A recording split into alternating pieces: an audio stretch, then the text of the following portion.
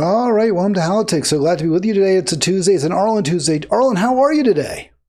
I'm doing pretty well. I'm looking around at the news and it doesn't make any sense to me. There's so many things jumping up and down and not making any sense. I mean, Republicans just passed a bill that the American people don't like. It's, increases the debt. It, increases tax breaks for rich people. And, it's got so many things wrong with it. And yet the Republicans are so indebted to Donald Trump that they voted for it. Yeah, I just noticed that was big news to me. Senate passes Trump's big lousy bill. And is that the same as the House, or does there need to be some back and forth? Because I had plans, and this is news to me. I didn't think it was going to come today, but I have plans tomorrow to try to lobby on the Hill against this. But I'm not sure that's even possible, right? It's going to happen? Definitely? It's true. The Senate and the House have to get together and decide on what the final bill is going to be. And, there's going to be a lot of fireworks there. So nothing is, firm as to it's not definite yet. In other words, they're both going to have to vote one more time on a final package. But it does look bad. It looks really bad.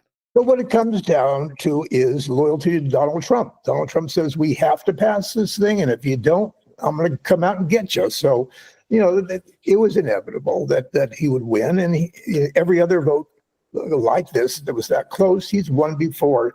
He's a dictator. He's totally in charge of the Republican Party, or what's left of the party. But why do you think the Democrats aren't able to force legislation that's good for the country through Congress? If Trump has got this Svengali-like power to, persuade a relative, somewhat diverse coalition that includes populists like Marjorie Taylor Greene and Tom Massey from Kentucky, all the way to, corporatists who really have no use whatsoever for Trump's faux populism, I would call it. People like Mitch McConnell. How come he's able to shepherd them together and get them to vote for something he wants, whereas, a Joe Biden or a Barack Obama can't get Medicare for all passed, can't get cuts to the Pentagon budget passed, can't get a $15 minimum wage passed? Well, all those things were, fought against by the Republicans and not allowed. Right now, Donald Trump controls the government because Republicans will not go against him. Everybody would be afraid if they did. I mean, look what happened to that one senator that he decided, I just can't do this. Tom Tilson, right? Tom Tilson isn't going to run. So, there's nobody that's really willing to resist Donald Trump except for Elon Musk. And that's another interesting story. That's true. But that sort of doesn't really respond to my point. Yes, Republicans have fallen in line behind Trump, but both Obama and Biden had Congress as well. Just as Trump does now, both Obama and Biden had majorities in the House and the Senate. And Obama had a much bigger majority in the Senate than Trump. He had virtually a veto, not veto, but what do they call it, where they a filibuster-proof majority. So again, I go back to my old question: why are Republicans more inclined to fall in line behind their president to the extent they are? Or why aren't Democratic presidents able to force good progressive bills that the American public want through Congress? No, you ask good questions, but it ultimately comes down to the fact that Donald Trump wants to be a dictator. He wants to control everything. He's been able to do that. Anybody that goes against them is in trouble, and he'll primary them. And so nobody sees any way out of this. I mean, even Lisa Murkowski voted for this bill, and that's crazy because she doesn't like it, but she did because she knows she has no real choice. Republicans have to back Donald Trump, and Democrats don't have any way around that. They just don't control anything at all. Well, they don't seem to have a lot of gumption, let's put it that way, at least when it comes to presenting alternatives, and certainly when it comes to voting when they have a majority for pro-people, pro-life, pro-environment legislation. We got Arlen with us. It's the thought leader, California's thought leader, and he had some really good, brought to my attention a really good story I actually want to discuss in depth. Not that I necessarily agree with the New York Times. In fact, I don't, as I generally don't, but well, it's back and forth. It's a love-hate, more hate. This is sort of okay hate relationship I have with them. But I do want to talk about the question, is there an opening for a third party, asked by Nate Cohn. But first, as we are wont to do, and unfortunately have to do, we continue our focus on the terrible situation in Gaza, where the genocide continues. Another over 100 killed yesterday, Arlen. I think the number is 116.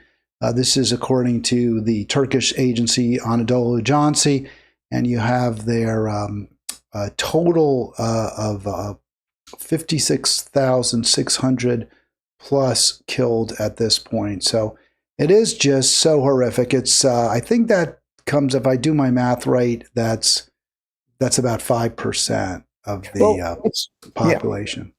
It's clearly less than that. I'm sorry, a little less, right? Because 5% would be 50. So it's about 2.5% of the population, if that number is accurate.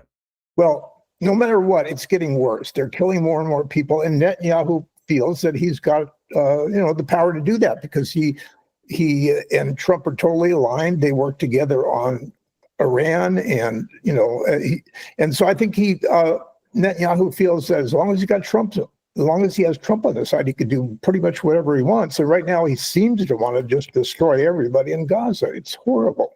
Yeah, you're right. I agree with that. The only person with the power to stop this is the U.S. president, who at this point is Donald Trump. So he's not, for whatever reason. There was a moment there when it seemed as though he was inclined to try to rein in Netanyahu, but that just clearly wasn't the case. And I think I said the number 116 earlier. That is what the reportage is from the Palestinian authorities. And again, folks have said, well, how do we know that number is accurate? And we don't. I mean, obviously, it's a round number. It's somewhat of a guesstimate, but the sources over time have repeatedly found that these numbers are accurate and reliable.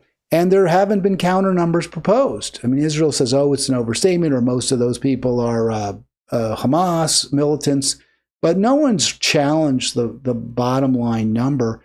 And even with respect to this horrible situation, Arlen, where people go to the food distribution centers and get shot, Haaretz just did an article saying that Israeli soldiers have acknowledged that they're ordered to shoot at gathering crowds of people at these centers. Yeah, these are war crimes that should be taken to The Hague, but they're not going to be. And Donald Trump is very quiet about this. And by the way, did you know there's a war in Ukraine also? We never hear about that anymore. There's a lot of things going on, but Trump pretty much controls what people talk about. And he's not going to do a thing right now against Netanyahu. And so things are going to continue like they are, unfortunately. It's a horrible situation. Join us at 240-242-5646. Would love to talk to you. 240-242-5646. We'll move on to our first story in just a moment. But Arlen, you did mention Ukraine. I haven't really been talking a lot about Ukraine. I've been remiss. I should. That just seems like a horrible Gordian knot. But we've kind of, I don't know if we're still supplying Ukraine. I assume we do send them some weapons. It's not quite the completely uncompromising support we offer Israel without any challenge to what they're doing, unchallenged support. But the circumstances in Ukraine are bad as well. And at this point, it doesn't seem like anything is going to happen but just continued stalemate, killing with Russia, very, very slowly, grindingly advancing in Ukraine. Yeah. I'd like to see Western Europe step up, as they've talked about doing, but obviously it's not enough right now. But somebody's going to have to take over the role that the United States did if they want to keep Ukraine alive and keep Ukraine fighting, because apparently Trump doesn't want to, give the support that they need. So, I'm hoping that, France and England and some of the Germany and those countries can, step up and, get the weapons to Ukraine that they need. All right, you're watching Halitics. Please click subscribe. Bottom right corner, there's a blue and white square there. I just put up the subscribe. Hope you'll like us. Any interaction whatsoever. Arlen, I have noticed we're definitely getting more views, more clicks for some of our programs, but I'm still not seeing the likes and the comments as much as I would. So please do interact in any way possible. It definitely helps us cut through the algorithm. And again, I think we do something a little bit different. There are some folks who probably have my similar politics, but really we have a back and forth here that you're not going to find on other YouTube programs. And of course, you got Arlen every Tuesday. So what more could you ask for? Finally, he's chuckling a little bit there, but finally, no, but the value there really is, Arlen, I don't see eye to eye on everything. We have similar values, I think, but what you get here is you get a real debate. You get ferment. You get a conversation about the best ways forward. Finally, that's even better found on Halitics on Facebook, because in real time you can go there anytime and comment at Halitics on Facebook. Yeah, there's anything you want to add to that, Arlen, or you're good? Yeah, no, there's a lot of comment on Halitics on that Facebook page, and it's very interesting, I think. And it's true, your program is pretty unique among other programs. I mean, you take different stances than other people. You don't take the common talking points. So I think that makes your show interesting, because you never know what you're going to hear or what. Very non-doctrinaire. There's no consistent political ideology. Well, I say my view is always everyone should have enough and no one should have too much. So to the extent you can glean my positions on specific issues, that's kind of my view. Everyone should have enough. No one should have too much. You go a little step further, because you're wanting Jill Stein or some third party to step in, and which would be a nice thing. But and again, that goes to the story we were talking about. But third parties just don't make it in this country. They don't have much chance, because the Republicans and Democrats control everything. They've got all the money, all the power, all the people. It's tough to crack that. Arlen, you recommended this story. You mentioned third parties. I'm always promoting the Green Party, which is, I guess, considered a third party. There are more than three, but that's kind of the shorthand we use. But you brought this story to my attention. I didn't see it without it's a couple of weeks old now, but it's kind of evergreen. Who cares? June 14th. So you saw this and you thought probably Hal wants to discuss it, but what was your reaction to the story? Why did you feel like it was worth discussing today? Well, it's pretty rare that people will even get into talking about third parties. It's just not even thought about or mentioned anywhere. But this one does. And, Nate Cohn talks about the possible, ways that this could go. But in the end, he's still saying it'd be not, it could happen, but unlikely that it will. He doesn't think it's going to happen. And I don't think it's going to happen. And, it's a tough one. Yeah, I was very, very frustrated by this article. I would have loved it if he had talked about the Green Party, if he had talked about alternatives. He doesn't agree. It's interesting, because Jill Stein got over 1% of the vote in the last election, or she did in Maryland. I don't think nationwide. She was about 8.8%. And at least in 2016, the Clinton team blamed her for the election of Donald Trump. There was zero soul searching whatsoever. It was all Jill Stein and her voters' fault. In 2000, the Naderites blamed, or the Naderites were blamed, and I think much more justly. I think Ralph Nader did do the country a very grave disservice in 2000 when he ran for president, and people didn't have to vote for him, but they did. But he didn't have to run, and in that case, we had a much better choice. We had a choice. One was good. I think, on balance, Al Gore would have been a pretty good president. That wasn't the case in 2016. We had two bad choices. In 2024, we had two bad choices. 2000, I believe that Al Gore would have been a good president, maybe a better president even than Ralph Nader. So, yes, the Green Party there maybe deserves a little bit of disapprobation. All that said, we've had 3 elections in this millennium, or, well, if you 2000, I don't know which 20th century, 21st century, whatever. We've had 3 recent elections in which the Green Party candidate has been called a spoiler.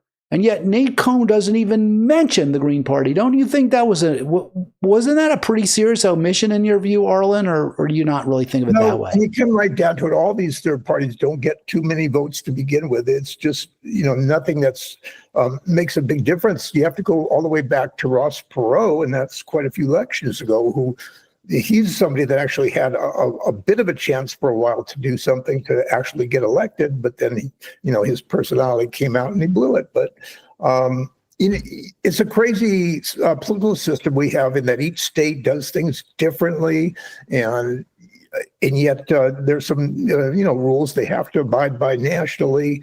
So there's going to be third parties, but so far none of them have really caught on, and I don't see any indication that any third party is catching on right now. Well, Cohn makes the point that when there have been third party movements, there's generally a specific dynamic at play, which is where there's a relatively sizable number of voters whose most important issues, their primary concerns, are not being addressed by either of the major parties. And I think that's fair as far as it goes. I think that's accurate. And he gives a few examples. So for anti-slavery voters, starting in the 1840s, neither party accommodated them. The Whigs there were some abolitionists in the Whig Party, but by and large, they were indifferent. They didn't want to alienate the Southern voters in the Whig Party, and the Democrat Party was pro-slavery. So you had a large number of voters, and that number kept growing because the abolition movement was very popular in Boston and started to grow in New York and Philadelphia, and ultimately it became the Republican Party. So that's a good example. He also brings up, Cohn does, how in the industrial era, I think he's talking about the 1890s, and I found this a very interesting way he writes this. Again, a dynamic where there's a large group of voters whose primary concerns are not reflected by the politicians in either party. They don't prioritize those voters' concerns. So he's saying in the industrial era, 1890s, early 20th century, neither the Democrats nor the Republicans could embrace the reformers who wanted to address the problems brought by industrialization. I think that is such an interesting way to phrase it. The way I would phrase it is, neither the Democrats nor the reformers showed any concerns for the workers, the working class, this suddenly millions and millions of Americans who are working in mills and factories, in sweatshops. Their concerns were completely were not the concerns of the leadership of those parties. Likewise, right. The small farmers. You had in the 1890s, you had William Jennings Bryan, I think it was in the Free Silver Party. The small farmers were being destroyed, eaten up by big ag. And, neither party gave a crap, really. But where does Cohn focus? On the reformers, a few Ivy League Poindexter elites who you would call them reformers, because he doesn't seem concerned with the people, right? I mean, that's how I read this. This is why I hate this newspaper. Because what they should be talking about is all the people who were being harmed, whose lives were being destroyed by industrialization. And the best Cohn can come up with is that neither Democrats nor Republicans wanted to embrace reformers. Yeah, you noticed. Who wanted to address the problems, not the hunger, the slums, 6-year-old girls working in factories for 10 hours a day, 6.5 days a week. No. We don't. It's just the problems is how he describes it. That's why I get so angry. Can you understand that, Arlen? I can understand that. I feel the same way. This is actually a good time to have a third party come in. When you have Trump, it was really not all that popular. He's really unpopular, and the Democrats are unpopular. So yeah, this would be a great time. But then you have the problem of money. All the money, all the billionaires, all those corporations and all that, they control both parties, and they're not going to allow a third party to get in there, and the third party's not going to get the billions of dollars that Republicans or Democrats might get. So there's really very little chance in the kind of environment and the rules that we have now. So, well, Cohen seems to think, though, a party could emerge. He says it is possible. He notes that these marginalized constituencies, such as the anti-slaver, abolitionists, they were marginalized. He's right there. The reformers. He's saying that because these groups existed and they weren't getting representation in the major parties, third parties emerged. And now he's saying there's another marginalized group. And what is his marginalized group? Those who favor deregulation, free trade, and immigration of high-skilled workers. You know what? It's funny. I never really thought of those who want to deregulate as a marginalized group. Maybe I'm wrong about that. Free traders have pretty much had their way for the past 30 plus years in Democratic and Republican administrations. There it's kind of hard for me to see them as marginalized, but I guess Nate Cohn does, Arlen. Well, you're absolutely right. There are people who would like to see a third party come, but again, the structure of the political system we have now just doesn't allow it. Unless you have a lot of money, unless you have a lot of clout, which none of the third parties do, it's just not going to happen. I'd like to see it happen. I think, it would be a good thing to have a third party that, in fact, like they do in Europe, the parliamentary systems, and, there's different kinds of voting, rank choice and all that could, make things better. But right now, the structure is such that the third party doesn't really have any chance at all. Well, the deregulators and the free traders do have a lot of money, right? I mean, that's a group of people that has a tremendous amount of money and resources. So they could build a third party. And maybe that's who he's thinking of when he's talking about resources. But there's really that's not who they want to vote for. Yeah. And then he goes on to say, kind of the Democratic Party, apparently, according to Cohn, has gone too far to the left. There's an alliance with anti-monopolists, environmentalists, unions, and the woke left. Now, I haven't seen this alliance. Arlen, where is this alliance? Where's the antitrust? Where's Amazon being broken up, or the embrace of clean green energy that this Democratic Party alliance with environmentalists has led to? I'm not seeing any of that. The Democrat Party is the party of corporate America, of Wall Street. Yeah, I think the problem here is that we're in a new kind of era where it's all about Donald Trump. Do we like what he's doing? And if he wants to do whatever he wants to do, if his party allows him to do that, then he's free. He can do whatever he wants to do. And, and that's basically all that's happening in politics right now. You're either for Donald Trump or you're against him. And but that's sort of Cohn is saying, but there are these people who don't like all of Trump's policies, but they're not Democrats either. And those are the deregulators, the free traders. I guess those who don't want to see the budget deficit explode, which I think most of us don't. I just think it's so interesting that that's the group that he sees as marginalized, as a group that could conceivably coalesce into a third party. When, Arlen, I would argue, I would put to you that the disaffected millions of Americans have shown what they want, have shown the kind of candidate that they would like to elect.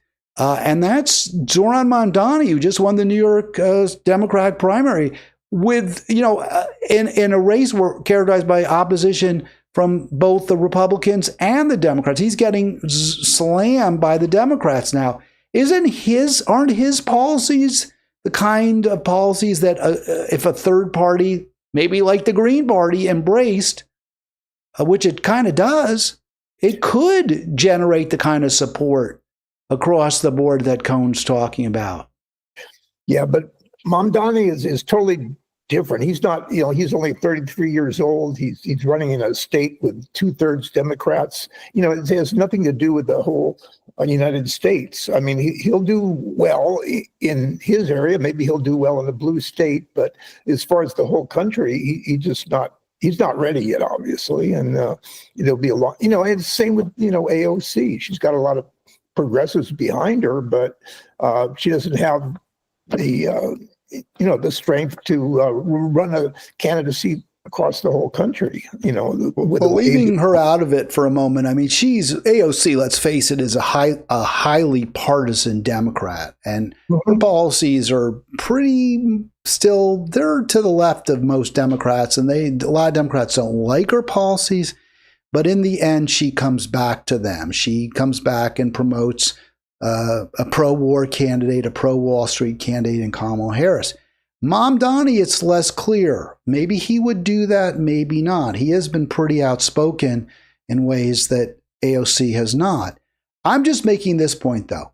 Mom Donnie was able to unify pretty disparate groups of New Yorkers, from young, highly educated voters to Asian voters to Latino working class voters to a pretty decent chunk of African American voters. He brought a lot of people together. It's a big tent. And the concerns he raised are concerns that Americans feel all over the country. I'm going to play a clip for you in a moment. But doesn't that suggest to you that a party that prioritizes affordability, that prioritizes free or at least very affordable transit, that prioritizes having markets that are within the neighborhood, that kind of a platform, not deregulation, not free trade, that's the kind of platform that could lead to a successful third party?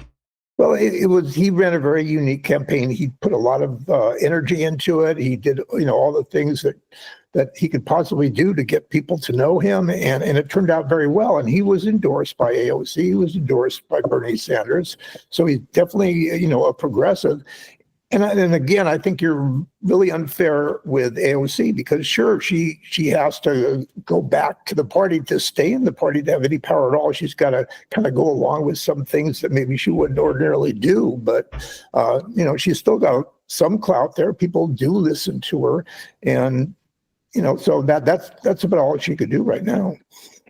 All right, you're watching Halitics. 240-242-5646, 240-242-5646 if you want to join us. Would love to talk to you. I'm looking at the chat. We had a lot. Ari's in the chat. Love the Palestine flags. Ari, thank you very much. I'm not sure. We got some comments from George Myers, who says he wishes Tom Hartman. Why are you talking about Tom Hartman? You got Hal on. You're wishing you had 2 hours on K-Squid. Well, at least he wouldn't compete with me. But Myers, give us a call. I'm glad to see you there. I remember your name, but I don't know if I ever met you. All right, Arlen, I want to play this clip because I think this really tells you, at least it tells me, where a third party could really be, could make a difference. And by the way, George, if you're a fan of Hartman, I know Arlen is a somewhat fitful viewer. Has as far as you know, has Hartman weighed in on the New York City mayor's race? Has he endorsed anybody? Did he endorse anybody? I haven't checked him lately, so I don't know. Your buddy Reich, 4 days before Election Day, long after early voting had started, did endorse Zoran. So I guess he gets like a participation trophy for that. I'll give him. Yeah, okay, came together came late to the party, but yeah, I guess. All right. Yeah, you were there. Here we go. It is part of a larger referendum on where our party goes. And I think one of the hopes that we had from the very beginning of this campaign was to move our political instinct from lecturing to listening. At the national level after the... And I want to stop it there. So he says lecturing to listening. By the way, this is from Due Distance. So I want to give full credit to Due Distance Pros. Well, actually, they did what I'm doing.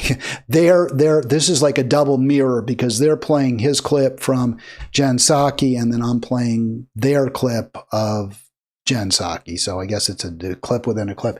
But he's making the point. He's saying, hey, I talked to Trump voters. I went all over the city. I listened. This isn't a top-down approach. And I think that's really important, Arlen, because if you read what Cohn's saying, he's saying we need a third party, or a third party could emerge, because Cohn says there could be a third party. He says it's not out of the question. He doesn't reject it out of the hand the way you do. He says, hey, a third party that embraces deregulation, free trade, and I think end of budget deficit, something like that, could emerge. But was he listening? Zoran's saying, I'm listening.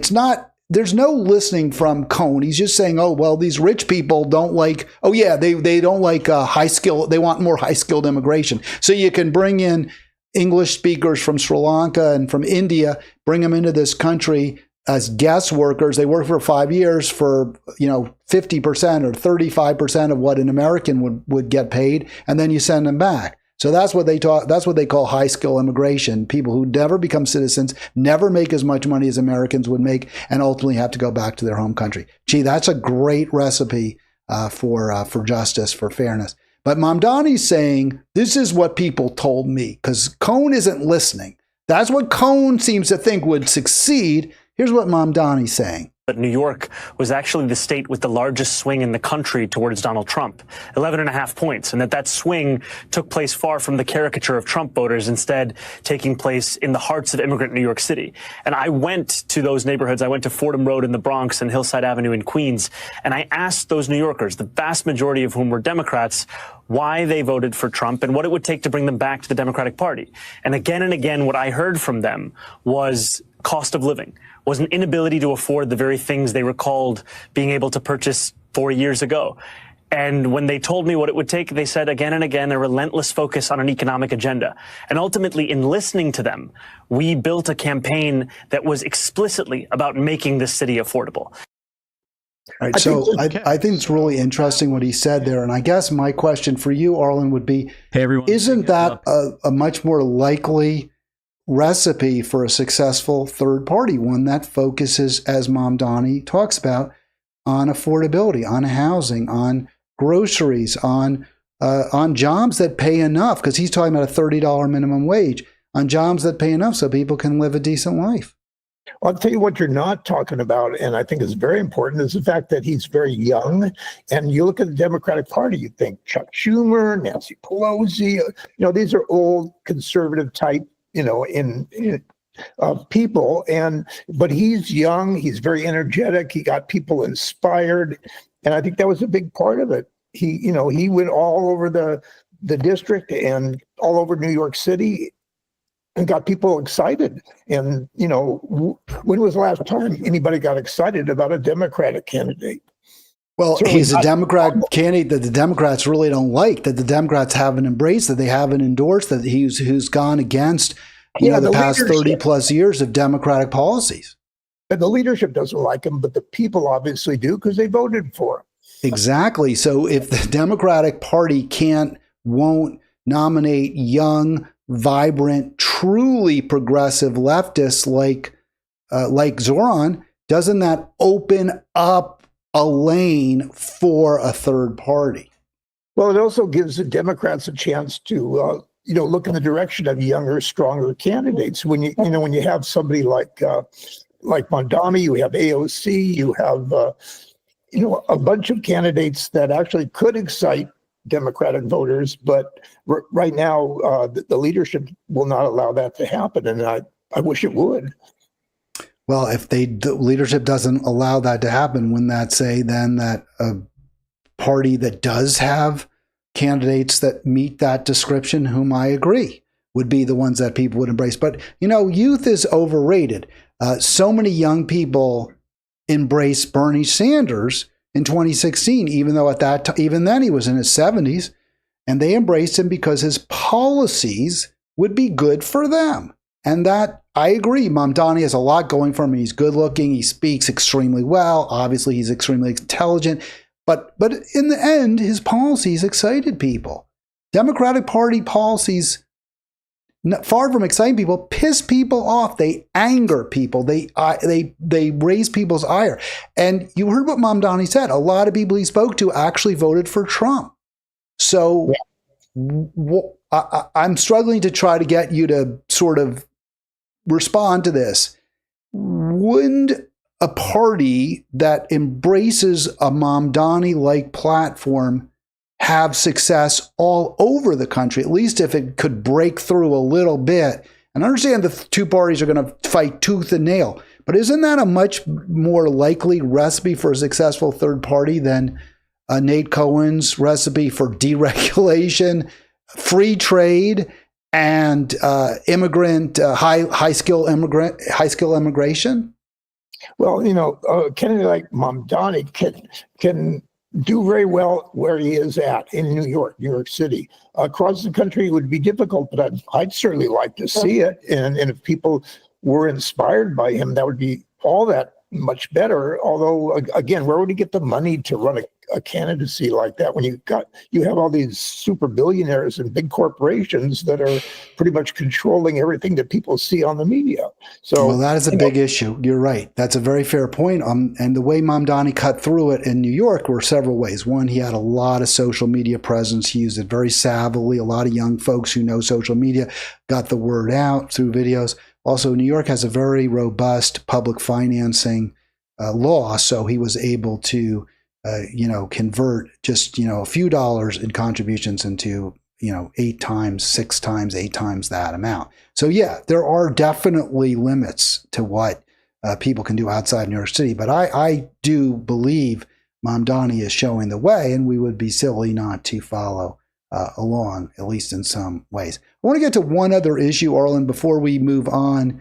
Well, we talked about, inequality, because you posted that on your page, how the rich keep getting richer and everyone else is struggling. So I think that goes to the argument that I have, which is Mamdani's policies, Mamdani's platform would be popular because inequality is inequality in this country. It's not just in New York. It's not just in San Francisco, although it's very bad in those places. It's bad everywhere.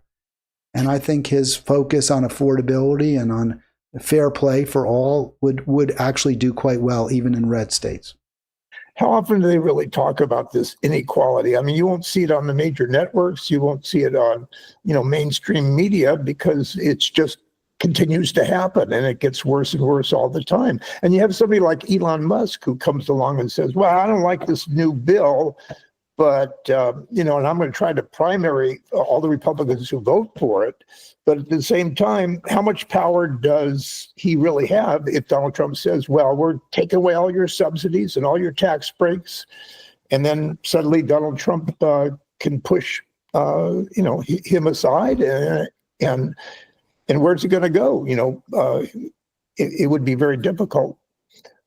Well, money talks very loudly. I mean, you're absolutely right. It's a huge stumbling block. But again, Mamdani was able to cut through all of that, going from, certainly below 5% name recognition in a very short time and winning that primary. So it can be done. It's very difficult to do, but it can be done. And I think the fact that it was done shows that this is a path forward, because the current political system is so unjust, leads to such unfair results, regardless of whether a Republican or a Democrat wins.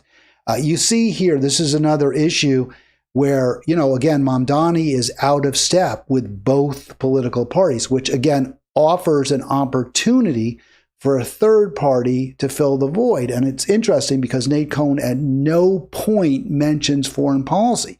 But to the extent that there are some differences between the major parties on some domestic issues, there really aren't any when it comes to Israel. And yet, Mamdani, taking a very, very different view than nearly every Democrat, again, excited more than half of the New York Democratic primary electorate to support him over the unabashed Zionist Andrew Cuomo. So again, isn't this an issue? In other words, pro-peace, anti-support for Israel. Isn't that an area, again, where a third party should be able to make inroads? Yeah, maybe in New York City, Hal, but would it work in the red states? Would it work in Mississippi, Alabama, Louisiana, Oklahoma, Texas? I don't think so. But he certainly Mamdani certainly gives the Democrats an opportunity to see, what kind of things can work, and if they're if they're talked about enough, and people start understanding what he's saying and hear what he's saying, then maybe the American public opinion could change a little bit. But right now, it's all Israel all the time. Everybody, thinks Israel is the only country that matters.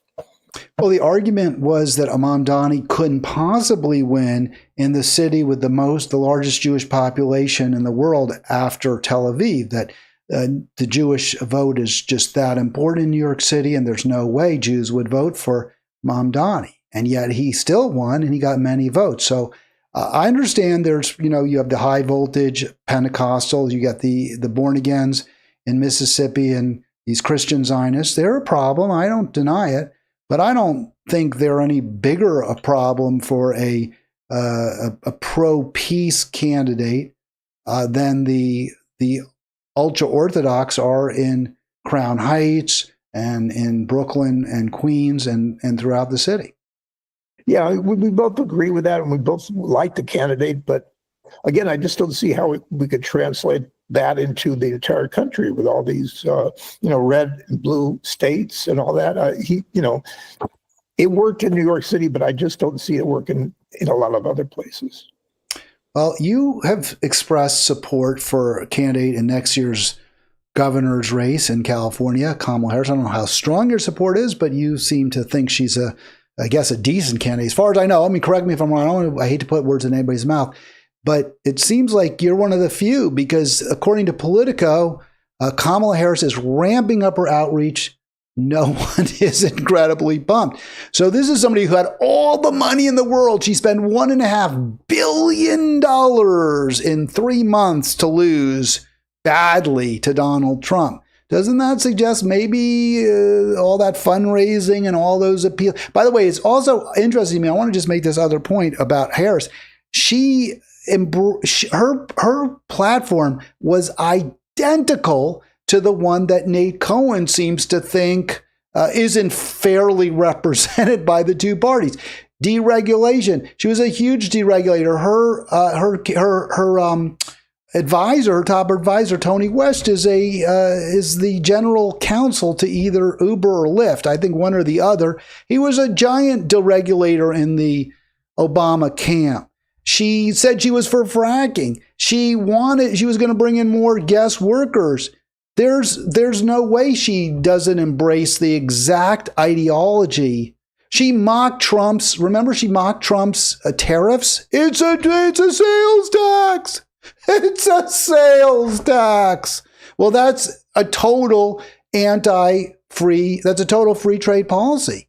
So given that we have this person who's clearly an unpopular candidate, who embraces the neoliberal agenda, and who can't even excite her donors, wouldn't that suggest again that maybe Cohen and the New York Times are all wet when it comes to who they think should be the third party dynamic going forward? Well, first of all, Kamala Harris wouldn't be my first choice. I like Katie Porter better and some of the others. But again, you're really talking about two different people. If you're talking about the one who ran for president after Joe Biden dropped out, well, she was a totally different person than she would be running for governor of California. She'll have more leeway, more freedom to say the things she really wants to say.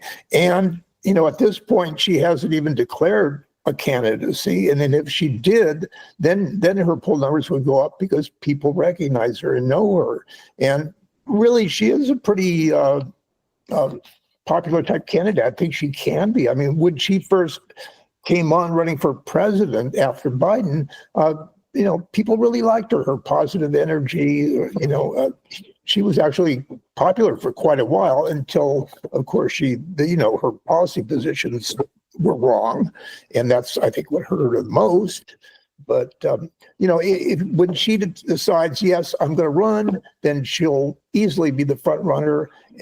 But, she may have other ideas too. She may want to run for president or do something totally out of politics. We don't know. But if she wants it, the governorship of California, I think she'll get it.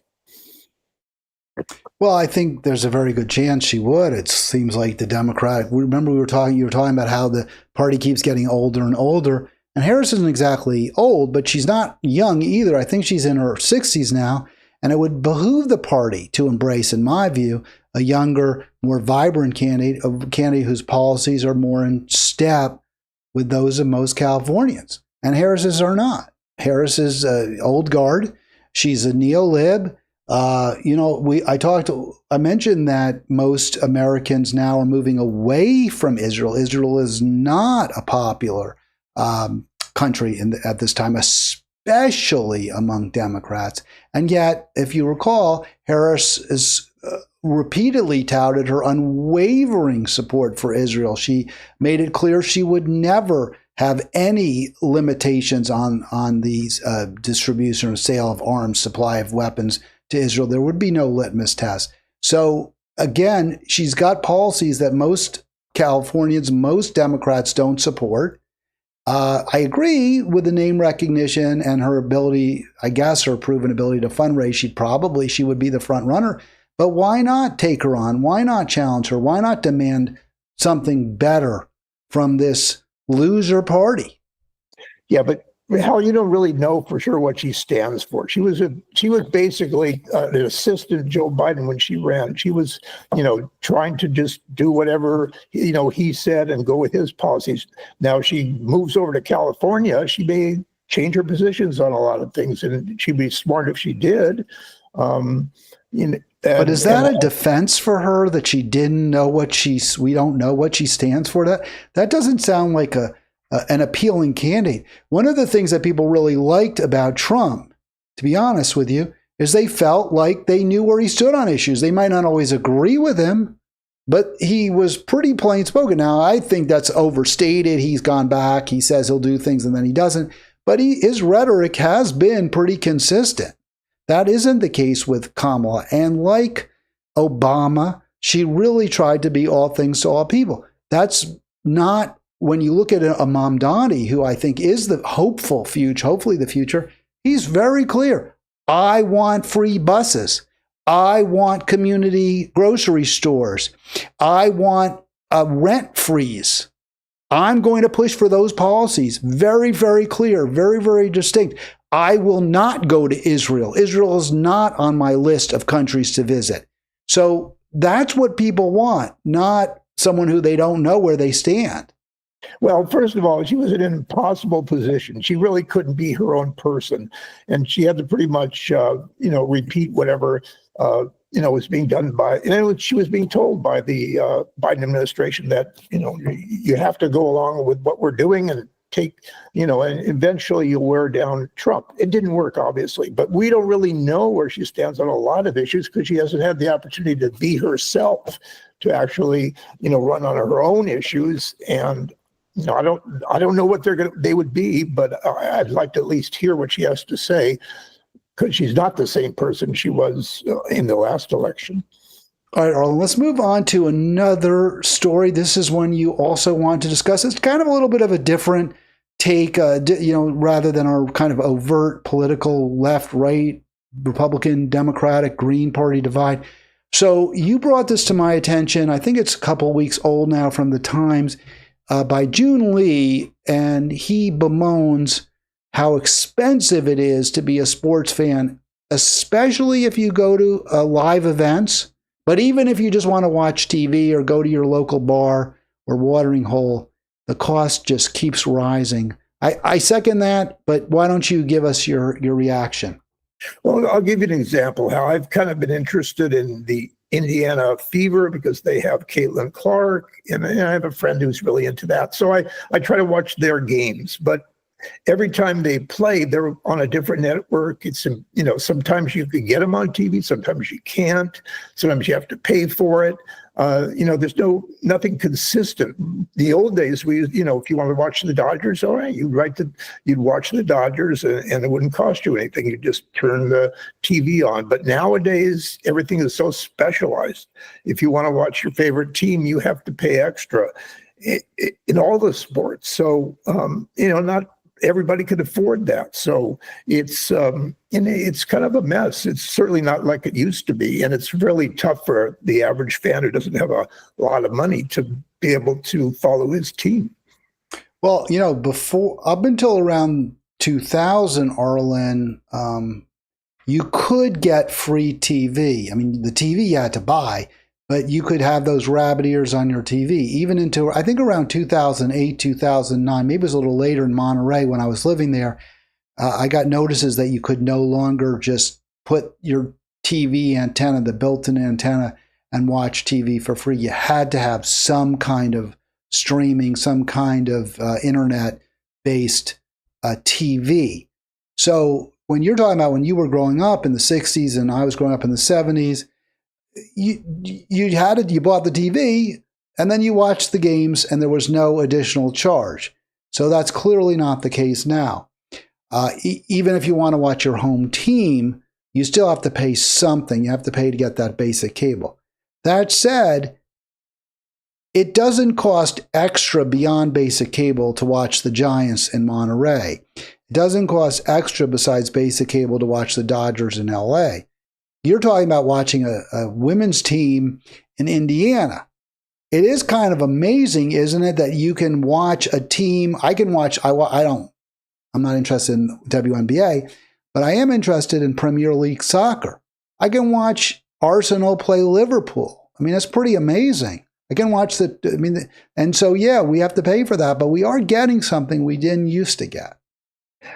Yeah, but if you want your favorite teams, if you want to watch the playoff games and all the important things, you don't necessarily get to watch them for free. You've got to be on have the right streaming services. You have to have the right channel. You have to pay a little bit extra for this, a little bit extra for that. Each sport is different. It's nothing like it used to be. You never had to pay these extra prices for what you want to get as you are now. Well, I mean, my point is we're getting more. We have more options than we ever had before. There are more sports on TV. There are more teams that we can watch. We can watch just about any game anywhere in the world. So we're paying for that. Now, I agree with the basic premise. There used to be a shared kind of sense of community. So probably half of the people in Brooklyn watched when the Dodgers beat the Yankees in the World Series in 1956. I mean, that was like a shared moment. Probably, almost as many people, though there wasn't as dense TV, I think, penetration in 1951 when Bobby Thompson hit the home run to beat the Dodgers. But the point is that, yes, you had communities coming together at very low cost. You could go to your neighborhood bar. It was going to be on TV. You get your 25-cent beer. So I agree. And the cost just keeps going up. And it is very, very unfortunate. It's a sort of, again, a shared part of life that we no longer many people can't afford to share anymore. And you're not the average consumer, Hal. You've got some money. If you want to see something, you can see it. There's so many people who aren't doing that well economically, and they can't get what they want. They could go to the nearest bar, and if the bar pays for it, then they could watch it there. But it's very, very difficult for somebody who doesn't have a lot of money. Well, I agree with you. I'm not disputing that. I'm just making the point that there are certain ways that we are getting a little bit more than we were in the past. We certainly have more options. Yeah. And you can watch in your community team, your home team, generally without paying more than the basic cable. So the basic cable I don't know if the Yes Network in New York is on basic. I don't know about the Giants, the CSNBA. Do you know is the CSN Bay Area, NBC Bay Area? I don't know. But what you have on the screen there is interesting. This guy is really into sports, and he had to pay $2,634 a year. And if you're a sports fan, I don't know how many of them have that kind of money to spend. Well, yeah, I mean, a lot of that, to be fair, it's not all sports. So he's got Peacock, which has got some sports, but it's got a lot of other content as well. So does Apple TV, so does Max, Amazon Prime. But it's true. Again, I just want to give the full picture. It's not that I'm disputing that sports has become a more and more expensive endeavor than it ever was. I will make one complaint here about sports that he doesn't mention. That's June Lee, I believe is the author's name. And that is, I don't really like to go to games anymore because it's so loud. I just can't stand all the news, the noise that's just blasted at you. It's very, very unpleasant.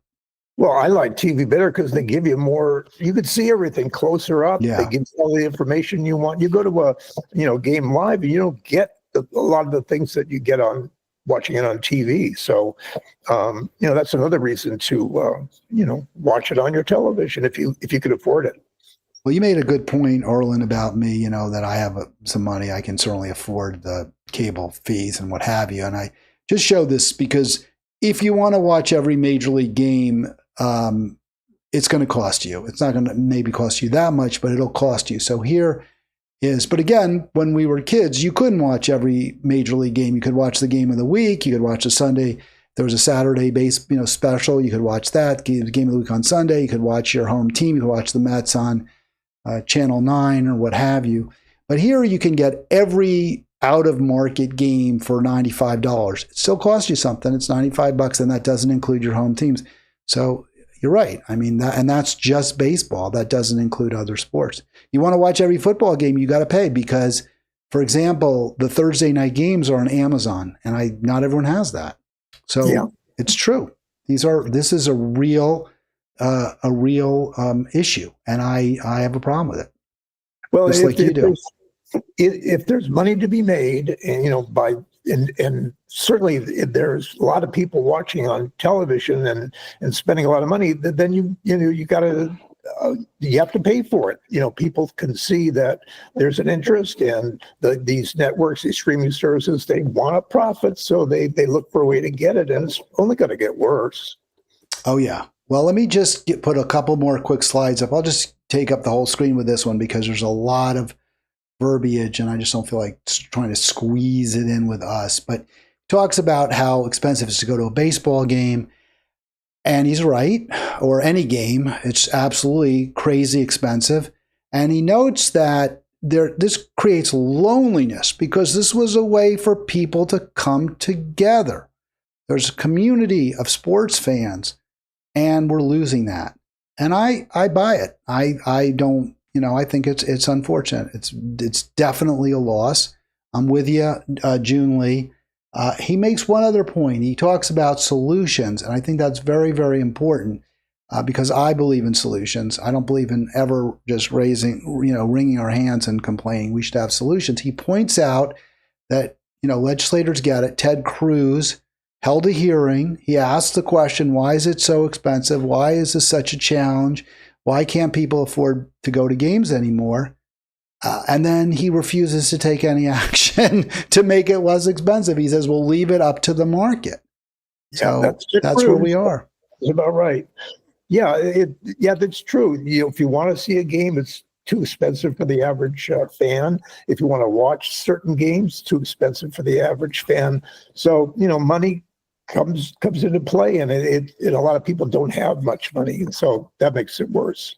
So basically what Cruz does is he says, we'll leave it up to the market. We're not going to regulate.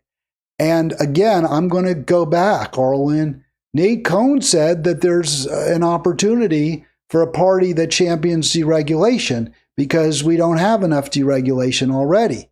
And yet here's this powerful Republican senator who refuses to regulate, and you have no Democrats who are going to take him on. So where is this groundswell from the RepubloCrats for regulation? Well, when it comes to free enterprise and the market, you know that Republicans are going to say, hey, we can't, regulate this. We'll just let the free market do it. And then you have a lot of the problems that you have. So that's certainly not a surprise that Ted Cruz feels the way he does. And he's not going to change, and the Republican Party's not going to change. So, maybe it's something that the Democratic Party could glom onto and maybe make it part of their platform. You'd hope so. You'd hope. We'd hope, but I don't know what's going to happen. All right, let's get to your final story. This was another very interesting story, a little bit of a different direction than we sometimes take, but I think a welcome one. So this is about those technology, and with specifically the smartphones. We don't have to give in to these smartphones.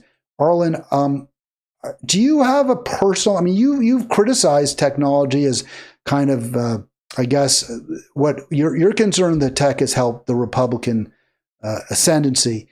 I've heard you say that, but do you have a more general opposition beyond simply the political implications that you see in these phones?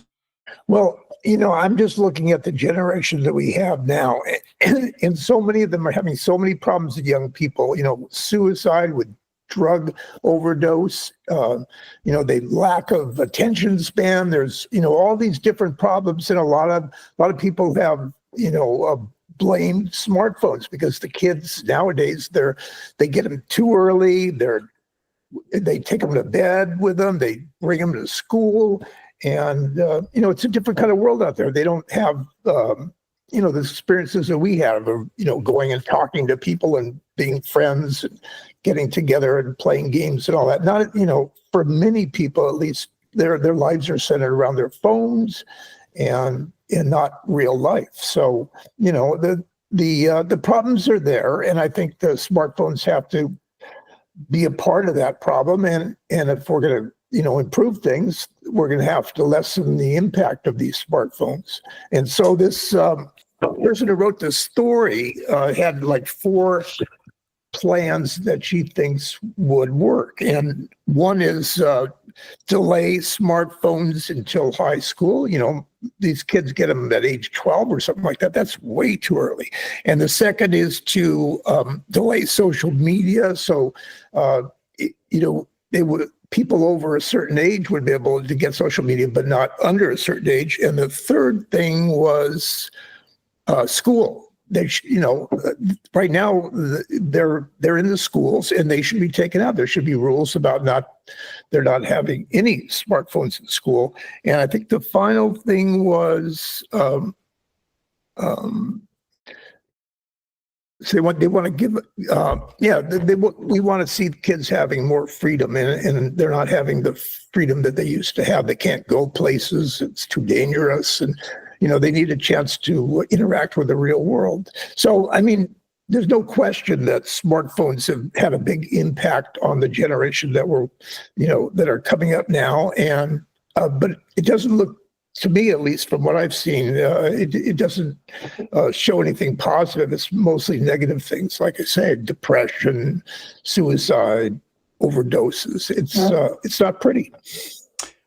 Yeah, I'm 100% with you. I think these should be banned from schools. I don't see any value to having them in schools. When my son's comment was, well, what happens if there's a school shooting? Who's going to call the police? So, I guess there's that, but that's not good beyond, okay. This is the thing. A lot of parents, they let their kids know this is where I'm going to be this afternoon. That's how people communicate within families. But you could at least have a rule that this, if you're not going to completely ban from schools, which I actually would support, but if you don't want to go that far, they're off except for like 15 minutes during lunch. That's it. They have to be off. I'd be good with that rule. I agree with you, Arlen. I think they're a huge problem. I think they're very bad for teenagers in so many ways. There's a lot of bullying. There's the totally absurd issues in terms of body positivity. You have the very scantily clad. So you see this on Facebook, right? You see the ads there. So no, it is it's really bad. I don't disagree. I mean, I'm guilty too. Look, these devices are extremely addictive. They do provide certain, certain opportunities, for us to do videos and things like that. But no, I, on balance, I'm like the majority of parents who wish that they never existed. Yeah, I think the impact has been a lot worse than we would have thought. I think when they first came out, everybody was excited. The kids could learn a lot of new things. But, right now, the result has not been good. And, the condition of our, the newest generation is not good. They've got too many problems, that can be traced back to smartphones. So we really have to look at that a lot closer. So let me ask you this, though. I agree with you. There's a lot of very serious problems with the technology and the phones especially. But I want to bring up one, I think, a real benefit. You may not see it as big a benefit as I do. But there has been a democratization of media. And when it comes to, you talk about, I know you've talked about with some nostalgia, maybe a lot of nostalgia, the golden days of the 60s and 70s and the 20th century, when you had, people watch Walter Cronkite and there was a general understanding of what the news was and what the truth is. But even then, and Cronkite was a centrist. He did turn against the Vietnam War eventually, but the media in general played a pretty pro-Vietnam War role for a long time. So right now, with the way we have social media, I can just do my podcast. I mean, I'm not reaching a lot of people, but some people do. Some people break through. And this is really, I think there have been a lot of benefits. There's a lot more opportunities for people to get information than they might otherwise have. Doesn't mean we always avail ourselves of it. It's also true there's a lot of fake news out there. But there's also information that we wouldn't normally have. So do you see a way to square that circle? In other words, retain some of the benefits that we're getting from the new technology while preventing some of the worst aspects? Back in the old days with Cronkite, Huntley and Brinkley and those kind of people, the TV news was not there to make a profit. They would lose money and they figure they're doing a public service. Nowadays, it's all about profit. So you have all these networks like Fox News who make a lot of money selling, commercials and people, a lot of people are, will back them and then copycats of them. And so a lot of MAGA sources are, making a lot of money. They could, and it's the other way around for progressives and yourself. Yeah, you could do this show, but you're not going to get the impact, the audience that you would if you had a lot of money behind you. So, but the money can come. Some people, like I said, break through. Like someone you don't particularly like, Jimmy Dore. I have problems with some of Jimmy's messages too. He's become a global warming denier, which is incredibly problematic. But the fact is, Jimmy has also done some really good work exposing some of the corruption within the Democratic Party, and I think that's had real value. And there are others, too. I mean, I think the Young Turks, I have problems with some of their stances, but I think they've done some really good stuff. Do dissidents, Brianna Joy Gray. These are some very good, progressive, populist, leftists. I think Mamdani was able to break through in large part because of his command of social media. He might not have had that opportunity 30 years ago. So again, you can point to some positives. Not too many, in my opinion. I think those were pretty good. I think those are pretty valuable positives. I mean, Brianna Joy Gray, I think a lot of the ways we've turned against the Israel is because of social media. Another thing we have to worry about, Hal, is AI. There's so many false, misleading things that people put out. They could make any politician do something, have a photo of him doing something that he really didn't do or she didn't really do. And you got those things to consider too. I wish there was a little bit more regulation, but there isn't. And, there's going to be just more and more lies that people are going to have to listen to. And so many people want to believe. It's a tough time, I think, right now for media. All right, Arlen, I think we've gone through the topics. I'm good. Do you always get a final word? I just gave you a final word, but now you get a final word. Well, no, I'm okay. We covered a lot of ground, and I think, it'll be interesting to see what happens with this big, beautiful bill of Donald Trump's and where it goes. So, I'm interested in seeing, if the Republicans can overcome all the problems that they've had, going for something that's going to, bring our country to higher and higher debt and give the rich people so much more and take away health care for so many people. That's what the Republicans voted for, and that's what we have. Oh, it's a terrible bill. I hope we can somehow maybe sand off some of the worst edges. If not, I'd love to see the Democrats run against it with a very explicit platform of how they are going to repeal its worst provisions. But that would be the silver lining in the cloud if it happens. Arlen, thank you again so much for joining me. I am planning, well, I will do a show tomorrow. I always do shows, but it may not be till 2 or even 3 p.m. So keep an eye out as I am planning to also do some lobbying on Capitol Hill. Thanks, Arlen, again. And are you going to be with us next week? I know you're planning a cross-country sojourn at some point. Not till another 3 weeks. So yeah, I'm good. I'm good next week. All right. And I'll be back tomorrow.